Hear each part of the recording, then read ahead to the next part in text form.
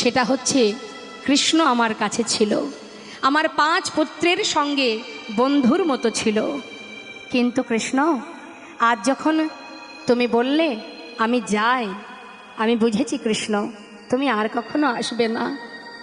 তাই যাবার কালে যদি তুমি বর দিতেই চাও, তবে তোমার কাছে আমার একটাই চাওয়া, পৃথিবীতে আর যে কটা দিন বেঁচে থাকব, এই ধরাতে যে কদিন আমি আর বেঁচে থাকব, জগতে আর যত দুঃখ আছে, কষ্ট আছে, যত যন্ত্রণা আছে, সবটুকু আমায় দিয়ে যাও।